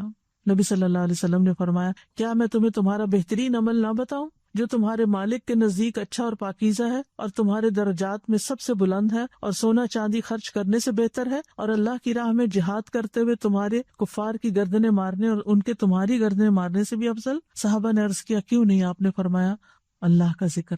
اور جب ذکر کی عادت ہو جائے نا تو آپ صلی اللہ علیہ وسلم نے فرمایا بہترین عمل یہ کہ جب تو دنیا سے رخصت ہو تو تیری زبان اللہ کے ذکر سے تر ہو، یعنی مرتے وقت تمہاری زبان پہ اللہ ہی کی یاد ہو. اور اس سلسلے میں چھوٹی سی یہ بات کروں گی کہ اگر کبھی ایسا کوئی موقع ہو کہ آپ کے سامنے کسی کی جان نکل رہی ہو تو اس سے ادھر ادھر کی باتیں بالکل نہ کریں. اس کو کلمے کی تلقین کر، اگر وہ نہ پڑھے تو خود لا الہ الا اللہ پڑھنا شروع کر دے تاکہ آپ کو سن کے وہ بھی دہرانا شروع کر دے. اور یہ جو سبقت کرنے والے لوگ ہیں نا، یعنی وہ سابقون السابقون، ان کی اہم خصوصیت یہی ہے کہ وہ کثرت سے اللہ کا ذکر کرنے والے ہیں. کہ ذکر اللہ اکبر من کل شیء، اللہ کا ذکر ہر چیز سے بڑا ہے، کیونکہ جب آپ اللہ کا ذکر کرتے ہیں تو اللہ سبحانہ وتعالیٰ آپ کا ذکر کرتا ہے. فاذکرونی اذکرکم. کرنے کے کاموں میں کیا ہے؟ لا الہ الا اللہ، اللہ اکبر، الحمدللہ پڑھنا، صبح و شام کے اذکار کرنا، استغفار اور ذکر کی کثرت، درود شریف، مقبول اوقات میں دعائیں خصوصاً عرفہ کے دن، اور کچھ دعائیں نئی یاد کر لیں. آپ دیکھیں کہ جب ہم اپنے دماغ کو استعمال کرتے، خصوصاً میموری والے حصے کو، کہ میمورائز کرتے ہیں چیزیں، تو ہمارا دماغ جو ہے وہ جوان رہتا ہے، بوڑھا نہیں ہوتا. یہ جو اتنے دماغی امراض بڑھ رہے ہیں، ان کے علاج میں ایک اہم ترین علاج یہ ہے کہ ہم صرف ریڈنگ کرنے والے یا صرف لسننگ کرنے والے نہ ہوں، بلکہ اپنی ایفرٹ لگا کر چیزوں کو یاد کرنے والے ہوں. تو دعائیں یاد کر لیں، یعنی کوئی نہ کوئی ٹارگٹ سیٹ کر لیں کہ ان 10 دنوں میں چلے 10 دعائیں یاد ہو جائیں یا 10 آیتیں ہی یاد ہو جائیں. جیسے سورۃ الکہف کی پہلی 10 آیتیں پڑھنے والا جو وہ دجال کے فتنے سے محفوظ رہے گا، تو وہ 10 آیتیں یاد کرنے کا ٹارگٹ رکھ لیں اور اپنی نمازوں میں پڑھنا شروع کر دیں ان کو، تو دوہرا فائدہ ہو جائے گا.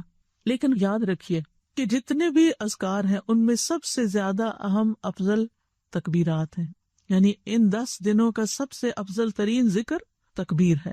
کیونکہ تکبیر کہنے والا اللہ تعالیٰ کی بڑائی بیان کرتا ہے، اللہ کی عظمت کا ذکر کرتا ہے۔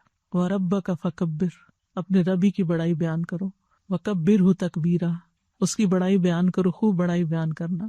تو اللہ سبحانہ وتعالیٰ اپنی شان میں بڑا ہے، اپنے اقتدار میں بڑا ہے، اپنی ذات میں بڑا ہے، ہر چیز اس کے سامنے چھوٹی ہے، حقیر ہے۔ تو جب آپ اللہ اکبر کہتے ہیں تو اس کا مطلب یہ ہے کہ میرے نزدیک اللہ سبحانہ وتعالیٰ ہر چیز سے بڑا ہے۔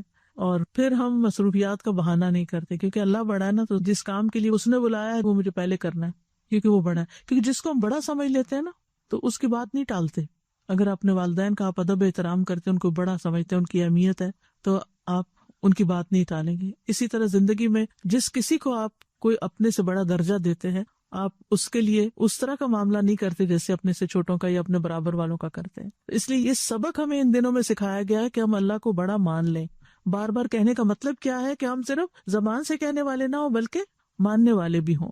تو اللہ سبحانہ تعالیٰ ہمارے کاموں، ہماری مصروفیات، ہمارے مال، ہماری مشغولیت، ہمارے ازواج، اولاد، والدین، رشتہ دار، جاب، ہر چیز سے بڑا ہے۔ اللہ اکبر۔ جب ہم اللہ کو بڑا مان لیتے ہیں تو پھر دعا کا بھی مزہ کچھ اور ہو جاتا ہے، پھر نماز کا بھی لطف کچھ اور ہو جاتا ہے، اور پھر پریشانیاں بھی دور ہونے لگتی ہیں، کیونکہ ہم کہتے ہیں کہ یہ پریشانیاں اللہ کے سامنے کیا حیثیت رکھتی ہیں، وہ تو بہت بڑا ہے، اس کے لیے تو کچھ مشکل نہیں ہے ان کو دور کرنا۔ کسی چیز سے ڈر لگ رہا ہو تو کہتے ہیں اللہ اکبر، اللہ سب سے بڑا ہے، اس کے لیے تو کچھ مشکل نہیں، جس چیز سے مجھے ڈر لگتا ہے وہ اس کو ایک سیکنڈ میں کنٹرول کر سکتا ہے۔ پھر اسی طرح اگر گناہوں سے ڈر لگتا ہے اپنے، اللہ تو بہت بڑا غفور و رحیم ہے، مجھے ان سے بھی نہیں ڈرنا چاہیے، وہ معاف کر دے گا۔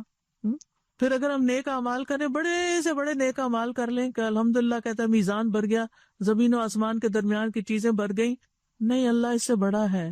اپنے نیک اعمال کو بہت بڑا نہ سمجھے، اللہ بہت بڑا ہے، یہ اس کے سامنے کچھ بھی نہیں ہے۔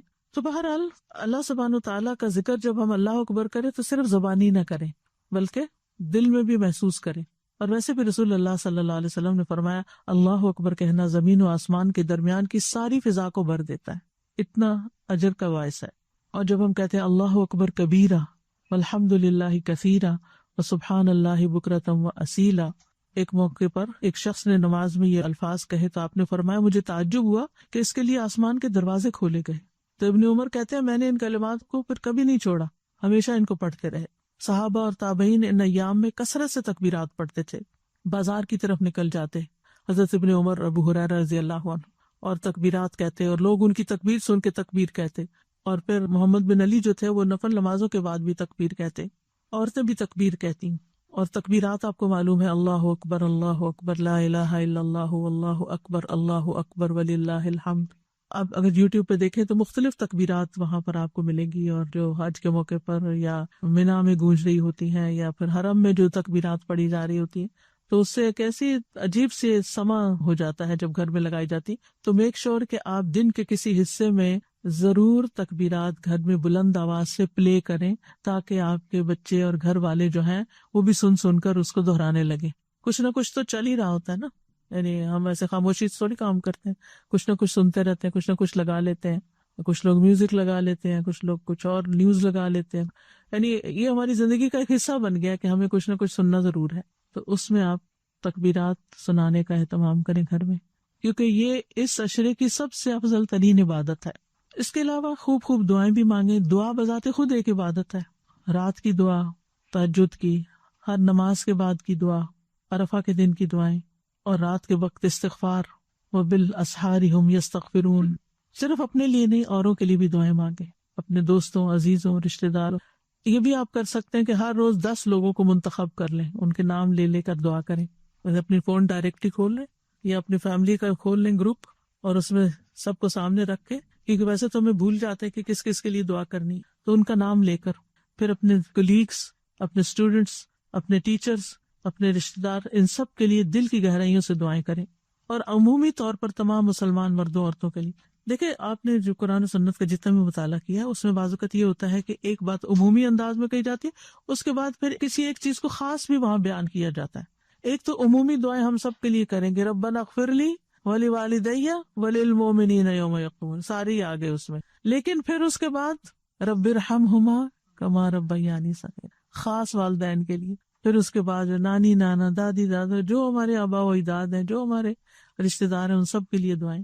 پھر قرآن کی تلاوت جتنی آپ کرتے ہیں اس سے زیادہ کر لیں، کیونکہ ہر حرف پر 10 نیکیاں ملتی ہیں. اور نفلی اعمال میں سب سے افضل عمل ہے. ابن رجب کہتے ہیں نفلی اعمال میں سے عظیم عمل جس کے ذریعے انسان اللہ کا تقرب حاصل کر سکتا ہے وہ کثرت سے قرآن کی تلاوت کرنا، اس کو غور و فکر، تدبر اور خوب سمجھ کر سننا ہے. یعنی صرف آپ نے سورۃ البقرہ چلا دی اور وہ چل رہی کوئی توجہ نہیں کرے، نہیں توجہ بھی کیجیے. قرآن غموں کا علاج ہے اور سکون کا ذریعہ ہے. بعض علماء نے کہا کہ جب بھی آپ کے دل میں غم بیٹھ جائیں تو یہ اس بات کی طرف اشارہ ہے کہ آپ کے دل کو قرآن کی ضرورت ہے.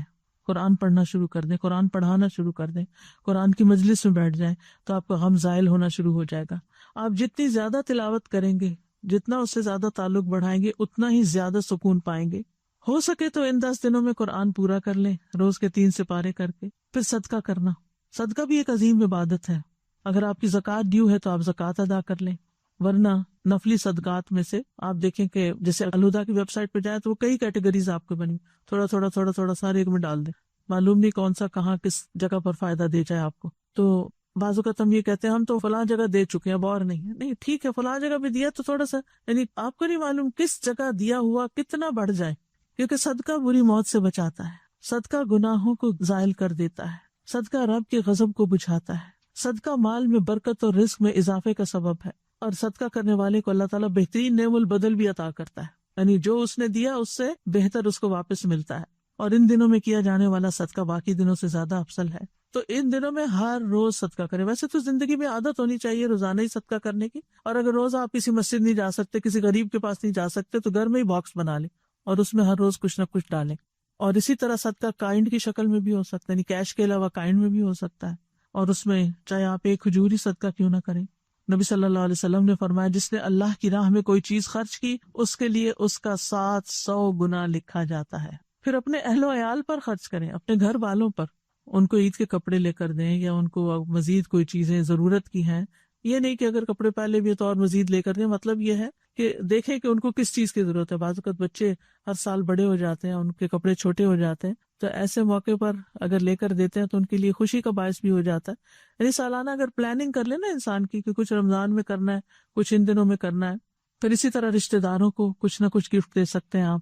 اب یہ آپ کا کام ہے معلوم کرنا کہ میرے رشتہ داروں کو بیک ہوم یا یہاں پر یا جہاں بھی کس چیز کی ضرورت ہے. پھر آپ دیکھیں کہ آپ کے والدین کے جو دوست ہیں یا وہ جن کا خیال رکھتے تھے، جب آپ چھوٹے ہوتے تھے تو آپ کو یاد ہوگا آپ کے گھر میں کچھ لوگ کام کرتے تھے یا کچھ لوگ سالانہ کچھ لینے کے لیے آتے تھے. وہ کون لوگ تھے ان کا پتہ کریں، ان تک کچھ پہنچائیں. نبی صلی اللہ علیہ وسلم نے فرمایا یہ مال و دولت بھی ایک خوشگوار سبزہ ہے. جیسے گرینری کو دیکھ کے انسان خوش ہوتا ہے، مال کو دیکھ کے بھی خوش ہوتا ہے. اور مسلمان کا وہ مال کتنا عمدہ ہے جس میں سے مسکین، یتیم اور مسافر کو دیا جائے. اور پھر کوئی نہ کوئی پسندیدہ چیز بھی اللہ کی راہ میں خرچ کریں، چاہے فوڈ ہو، چاہے کوئی کپڑا ہو، کوئی بھی چیز جو آپ کو اچھی لگتی ہے اس میں سے. اور پھر روزوں کی پلاننگ کریں. نبی صلی اللہ علیہ وسلم نے فرمایا یوم عرفہ کے روزے کے بارے میں اللہ سے امید کرتا ہوں کہ وہ گزشتہ سال اور آئندہ 1 سال کے گناہوں کا کفارہ ہو جائے گا. پھر نبی صلی اللہ علیہ وسلم نے فرمایا جو شخص اللہ کی راہ میں 1 دن کا روزہ رکھے گا اللہ اس کے چہرے کو 70 سال کی مسافت کے برابر آگ سے دور کر دے گا. 70 سال کی مسافت کے برابر. اگر کسی کے قضا روزے رہتے ہیں تو وہ پہلے 8 روزے قضا رکھ لیں، اور 9ویں تاریخ کا روزہ جو ہے نا وہ تو خاص روزہ ہے یعنی عرفہ کا، اس دن قضا روزہ ساتھ شامل نہیں کریں، لیکن باقی دنوں میں آپ قضا ساتھ رکھ سکتے ہیں. پھر اسی طرح گناہوں اور نافرمانیوں کے کاموں سے بچنا، اللہ کی حدود کی حفاظت کرنا، کیونکہ یہ حرام مہینوں میں سے تو فلا تظلموا فیہن انفسکم، اپنی جانوں پر ظلم نہ کریں. اللہ کے شاعر کی تعظیم کرنا، نبی صلی اللہ علیہ وسلم کی سنتوں کو زندہ کرنا، روزمرہ کی سنتیں جیسے بسم اللہ پڑھ کے ہر کام شروع کرنا، بیٹھ کر پانی پینا، دائیں طرف سے کام شروع کرنا، سونے سے پہلے وضو کرنا، وضو کے بعد دعا پڑھنا، لباس پہنتے ہوئے دعا پڑھنا، کھانا کھانے کے بعد دعا پڑھنا. یہ چھوٹی چھوٹی سنتیں ہیں جن کی اگر ہمیں عادت نہیں تو ان کی عادت ڈالیں. نبی صلی اللہ علیہ وسلم نے فرمایا میری ساری امت جنت میں جائے گی سوائے ان کے جنہوں نے انکار کیا. صحابہ نے عرض کیا یا رسول اللہ انکار کون کرتا ہے؟ فرمایا جو میری اطاعت کرے گا وہ جنت میں داخل ہوگا اور جو میری نافرمانی کرے گا اس نے انکار کیا. تو جن کاموں کا آپ صلی اللہ علیہ وسلم نے حکم دیا وہ یہ سوچ کے چھوڑ نہ دیں یہ تو حدیث ہے کوئی فرق نہیں پڑتا، نہ بھی کرے تو نہیں، ان کو بھی کریں. پھر ایک اور اہم بات یہ کہ زبان کی حفاظت کریں جس سے بڑا ٹائم سیو ہوتا ہے، بہت ٹائم کی بچت ہوتی. فالتو باتوں سے گریز کریں, فالتو میسیجز سے گریز کریں, اور خاص طور پر اگر گھر میں کوئی ماحول کے اندر نرمی گرمی آ گئی تو اس موقع پر خاموشی اختیار کریں. تجربے اور مشاہدے کی بات ہے کہ لڑائیاں صرف ان گھروں میں ہوتی ہیں جہاں زبان کا استعمال صحیح نہیں ہوتا, یا شاؤٹنگ ہوتی ہے, اونچی آواز میں بولا جاتا ہے, یا آرگیومنٹ بہت ہوتی ہے, یا گالی گلوچ ہوتی ہے, یا پھر اپنے آپ کو ڈیفینڈ بہت کیا جاتا ہے. یعنی بعض اوقات ایسا ہوتا ہے کہ کوئی گھر میں چھوٹی سی چیز ہی اوپر آپ کے اوپر ناراض ہو جاتا ہے, یہ کیا کیا تم نے, یہاں کیوں رکھ دیا. مثلاً کسی نے میز کے ایج پہ گلاس رکھ دیا اور آپ گزرے اور نیچے گر کے وہ ٹوٹ گیا, تو اسی پہ جھگڑا شروع ہو گیا. کوئی بھی چیز ہو سکتی ہے کہ جس کی وجہ سے گھر کے اندر مثلاً آپ نے کھانا بنایا اس میں نمک زیادہ ہو گیا یا نمک کم ہو گیا. اب جس نے کھایا اس نے کہا یہ کیا بنایا ہے, اب کہا سوری, بات ختم ہو جائے گی. لیکن اگر آپ یہ شروع کر دیں تمہیں نہیں پتا میں نے کتنی محنت سے بنایا اور میں تھک چکی ہوں اور تمہارے پاس سوائے تبصرہ کرنے کے اور کچھ نہیں, کھانا ہے تو کھا لو, نہیں کھانا تو چھوڑو, جاؤ کچھ اور کر لو. ان باتوں کا کیا مقصد ہے؟ یعنی اگر ہم یہ باتیں نہ بھی کریں تو وقت گزر سکتا ہے نا. یعنی آپ صرف سوری کر لیں, ٹھیک ہے آپ سے بھول ہو گئی یا آپ نے اپنے لحاظ سے ٹھیک ہی بنایا ہوا, دوسرے کے زبان کا ٹیسٹ خراب ہے آج کچھ اور کھا کے تو اس کو ٹھیک نہیں لگ رہا, سوری, ٹھیک ہے آپ کو پسند نہیں آیا, کوئی بات نہیں. کوئی آپ کے کسی کام پہ کریٹیسزم شروع کر دے, یہ اس وقت صاف کرنے کا ٹائم ہے. آپ کا کیا دل ہوتا ہے کہ جلدی سے رات کو سونے سے پہلے کچن صاف ہوتا ہے کہ صبح جب آئے تو آپ کو ہر چیز آرگنائز ملے. اب کسی کو سونا ہے اور ہو سکتا ہے آپ کا ٹیپ ہی چلاتے ہیں تو اس کی نیند ڈسٹرب ہو رہی ہے یا کچھ, تو کوئی غصہ کر رہا ہے یا کچھ, سوری, بس سوری کر کے نکل جائے تو کام ختم ہو جائے گا, یعنی معاملہ آگے نہیں بڑھے گا.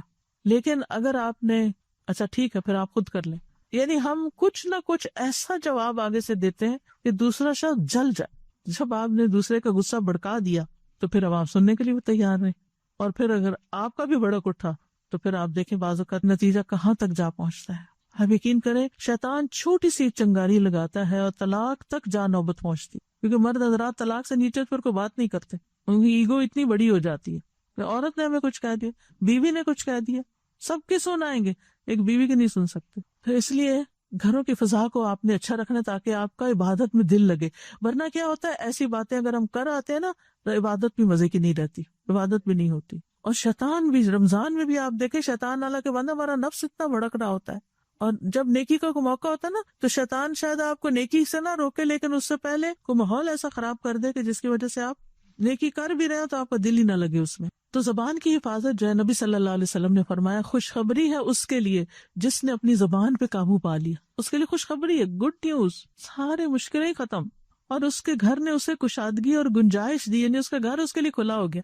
زبان پہ قابو ہوگا تو گھر کی خوشی خوشی نظر آئے گی نا آپ کو, اور وہ اپنے گناہ پہ رویا کہ میری کیا غلطی تھی. پھر اوقات کی حفاظت, نیکیاں اس وقت تک ہو نہیں سکتی جب تک آپ بیکار غیر ضروری لغو لہو کاموں سے نہیں بچتے, لہٰذا ان سے بچیے.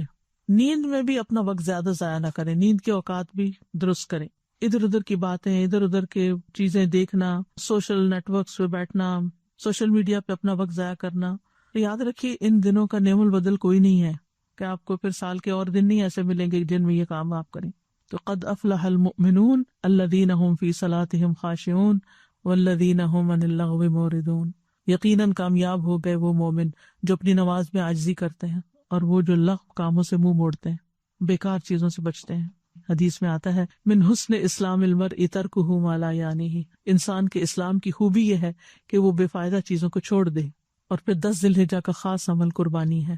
نبی صلی اللہ علیہ وسلم نے فرمایا اللہ کے نزدیک سب سے عظیم ترین دن 10 ذی الحجہ ہے اور پھر 8 ذی الحجہ ہے, اور رسول اللہ صلی اللہ علیہ وسلم کے سامنے قربانی کے 5-6 اونٹوں کو پیش کیا گیا, جن میں سے ہر ایک نبی صلی اللہ علیہ وسلم کے قریب ہونے کی کوشش کر رہا تھا کہ پہلے اسے ذبح کریں آپ. اور قربانی کا لفظ قرب سے ہے, یعنی قربانی کا فلسفہ کیا ہے کہ اللہ کی خاطر خون بہا کر اللہ کا شکر ادا کرتے ہوئے اللہ کے قریب ہونا. اور یہ نبی صلی اللہ علیہ وسلم کی سنت ہے. آپ نے اپنی امت کو تاکید کی کہ اے لوگوں ہر سال ہر گھر والوں پر قربانی ہے. اس میں یہ نہیں کہا جس کے پاس اتنا مال, یعنی جس کے پاس وسعت ہو, اور ایک قربانی سارے گھر والوں کی طرف سے کافی ہو جاتی ہے. امامہ بن سہل کہتے ہیں ہم مدینہ منورہ میں قربانی کے جانور کو کھلا پھلا کر قربہ کیا کرتے تھے, اور عام مسلمان بھی قربانی کے جانور کو اسی طرح یعنی کہ اس کو خوب صحت مند کرتے تھے. اور نبی صلی اللہ علیہ وسلم نے یہ بھی فرمایا تمہارا قربانی کرنا یہ تمہارے لیے تمہارے رب کے پاس ذخیرہ کر دی جاتی ہے, اور جو قربانی کی استطاعت نہیں رکھتا وہ بھی قربانی کا اجر پا سکتا ہے. کیسے؟ سیدنا عبداللہ بن عمرو بن العاص سے روایت ہے یقیناً نبی صلی اللہ علیہ وسلم نے ارشاد فرمایا مجھے یوم الاضحیٰ کو عید کا حکم دیا گیا ہے، اسے اللہ تعالیٰ نے اس امت کے لیے مقرر کیا ہے۔ ایک آدمی نے کہا مجھے یہ بتائیں کہ اگر میں قربانی کے لیے دودھ دینے والی بکری کے سوا کچھ نہ پاؤں تو کیا اس کی قربانی کر دوں؟ آپ نے فرمایا نہیں، کیونکہ گھر میں اسی سے دودھ پیتے ہو، اس کو بھی کر دیا تو باقی کیا بچے گا۔ لیکن تم اپنے بال ناخن تراش لینا یعنی عید کے دن، اور اپنی مونچھیں کاٹ لینا اور اپنے انڈر لیگز بال کو مونڈ دینا، اللہ کے ہاں یہ تیری پوری قربانی شمار ہو۔ ٹھیک ہے، یعنی جو قربانی نہیں کر سکتے عید والے دن خاص طور پر اپنے ناخن، بال، اپنی پورے جسم کی صفائی وہ اگر کر لیں تو ان کو بھی قربانی کا ثواب ہو جائے گا۔ ان کے لیے ضروری نہیں کہ 9 دن بھی نہ کاٹیں، لیکن یہ کہ 10ویں دن قربانی کے دن یہ عمل جو ہے یہ مسنون عمل ہے، یعنی یہ ثواب کا قد ہے۔ امید ہے سمجھ آ گئی ہوگی۔ یہ عشرے کی بات نہیں ہو رہی، 10 تاریخ کی بات ہو رہی ہے۔ مطلب یہ ہے کہ جس نے قربانی نہ کرنی ہو یا نہ کر سکتا ہو وہ عید والے دن اپنے بال اور ناخن وغیرہ تراش لے تو اس کو بھی پوری قربانی کا ثواب مل جائے گا، کسی کو بھی محروم نہیں رکھا۔ کتنا آسان ہے، آپ اپنے بچوں کو، اپنے آس پاس اور لوگوں کو یہ خوشخبری سنا سکتے ہیں۔ تو ذوالحجہ کا جب چاند نظر آ جائے تو پہلے چاند دیکھ کر دعا پڑھیں، پھر چاند نظر آنے کے بعد تکبیرات شروع کر دیں، یعنی اگر آج شام شروع ہو جاتا ہے تو شام سے ہی تکبیرات کثرت کرتے ہیں، اللہ اکبر لا الہ الا اللہ واللہ اکبر وللہ الحمد۔ اور جب بھی کوئی تلبیہ کہنے والا تلبیہ پڑھتا ہے تو اسے خوشخبری دی جاتی ہے، اور جب بھی کوئی تکبیر کہنے والا اللہ اکبر کہتا ہے تو اس کو خوشخبری دی جاتی ہے، یعنی جب آپ تکبیر پڑھیں گے، اللہ اکبر کریں گے تو آپ کو خوشخبری دی جائے گی۔ کہا گیا جنت کی؟ فرمایا ہاں، یعنی ان دنوں میں یا ویسے بھی تکبیرات پڑھنے کا اتنا بڑا اجر ہے۔ ٹھیک ہے، تو اللہ سبحانہ وتعالی ہمیں ان سنتوں پر عمل کرنے کی توفیق عطا فرمائے۔ یعنی اگر ہم کچھ بھی نہیں کر سکتے تو ایٹ لیسٹ یہ جو آخر میں نے چند ایک سمپل کام بتائی تو سبھی کر سکتے، کچھ نہ کچھ ہمیں اہتمام ضرور کرنا چاہیے۔ آپ جب یہ منتھ شروع ہوتا ہے، عشرہ شروع ہونے سے پہلے ہی آپ اپنے ہیئر اینڈ نیلز وغیرہ کٹ کر لیں، اور پھر پورے 10 days آپ نہیں کر سکتے۔ جس نے قربانی کرنی ہے جی وہ تو ایسا ہی کرے گا کہ ان 10 دنوں میں اپنے ناخن اور بال وغیرہ کچھ نہیں کاٹے گا، لیکن جو قربانی نہیں کر رہا اس کے لیے یہ پابندی نہیں ہے۔ ٹھیک ہے، اب جس طرح ہم لوگ بیک ہوم قربانی کرتے ہیں، اور اگر یہاں پر 10th کو عید ہے اور وہاں پر لیٹس سے 12th کو عید ہے، 12th کو ہماری قربانی ہو رہی ہے، تو ہم ویٹ کریں گے 12th تک کا؟ آپ اپنی عید کی نماز پڑھ کے کر سکتے ہیں جو کرنا چاہتے ہیں، ہمیں قربانی کا ویٹ نہیں کرنا؟ قربانی کا ویٹ نہیں، کیونکہ نبی صلی اللہ علیہ وسلم نے جب مینا میں کچھ لوگوں نے پہلے قربانی کر لی اور کچھ نے بعد میں کی، کچھ نے پہلے بال کاٹ لیے قربانی سے پہلے، تو آپ نے اس کی اجازت دی۔ جہاں بھی اگر قربانی کر رہے ہیں نا تو نماز کے بعد اپنے بال ناخن وغیرہ سب کچھ کر سکتے ہیں۔ جی، قربانی کا ویٹ نہیں کرنا، اگر کر لے تو افضل ہے، لیکن اگر نہیں تو اس طرح بھی ٹھیک ہے، ہمیں پتہ ہی نہیں ہوتا کس وقت ہوئی۔ جی ہاں، تو آپ اس وہ کر سکتے ہیں، نماز کے بعد آپ اس پابندی سے نکل آتے ہیں۔ مجھے اب کلیئر ہوا کہ جیسے ہم لوگ پیسے دیتے ہیں IRF میں دیتے ہیں یا شوکت خانم یا الخدا میں دیتے ہیں فور قربانی، جی تو ہمیں ویٹ نہیں کرنا چاہیے؟ نہیں، ویٹ نہیں کرنا چاہیے، اور وہ قربانی قبول ہو جاتی ہے؟ انشاءاللہ کیوں نہیں ہوتی، کیونکہ ایسے ضرورت مند لوگوں تک قربانی، مجھے اوروں کا تو نہیں پتا لیکن الہدا کی تو میں گارنٹی دیتی ہوں، کیونکہ ہم میک شور کرتے ہیں کہ انتہائی ضرورت مند لوگوں تک ہماری اپنی برانچز کے ذریعے، جن کے وہ پوری لسٹیں بنتی ہیں، ان کے ID کارڈ لیے جاتے ہیں، ان کے سارا ریکارڈ مینٹین کیا جاتا ہے، جہاں تک ایک پیکٹ بھی گوشت جس کو دیا جاتا ہے کہ وہ واقعی ضرورت مند ہو۔ اور کچھ جگہ ایسی ہیں بلیو می کہ جہاں سال میں صرف ایک دفعہ گوشت پہنچتا ہے، اینڈ دیٹس اٹ، کہ ان کے پاس کوئی سکت نہیں۔ اسی لیے میں بہت حریص ہوتی ہوں کہ ہم تو سارا سال ہی گوشت کھاتے رہتے ہیں، تو کم از کم تھوڑی سی اس میں ایفرٹ لگتی ہے نا۔ دیکھیں جو لوگ قربانی اس وقت کر کے بانٹ رہے ہوتے ہیں ان کی اپنی عید کوئی نہیں ہوتی، وہ بےچارے انہی کی خدمت میں لگے ہوئے ہوتے ہیں، تو اپنی قربانی کے بعد دوسروں تک قربانی کا گوشت پہنچتا ہے تو وہ ہو جاتی ہے انسان۔ اچھا، اب جیسے میرے والدین اب دنیا میں نہیں رہے، اللہ انہیں جنت نصیب، تو ان کے لیے میں قربانی کر سکتی ہوں؟ اپنی قربانی میں ہی آپ شریک کر لیں ان کو بھی، ان کا ثواب۔ جی، ان کا علیحدہ علیحدہ نہیں، اپنی قربانی میں زندہ مردہ سب رشتہ داروں کو شامل کر سکتے ہو سکتا ہے، اور جتنے مرضی ایڈ کر لیں، کوئی مسئلہ نہیں، جی کر لیں، بے شک کوئی مسئلہ نہیں۔ اور آپ بھی ایک سے زیادہ قربانیاں بھی کر سکتے ہیں، یعنی اپنی طرف سے، جیسے نبی صلی اللہ علیہ وسلم نے حجۃ الوداع کے موقع پر 100 اونٹ قربان کیے، اور کوئی بھی یعنی ضروری نہیں ہے، ایک تو منیمم ہے، اگر ایک سے زیادہ کرنا چاہیں تو۔ مطلب میں یہ لالچ نہیں کروں کہ یہ میرے ابو کی الگ الگ کرنے کی ابو کے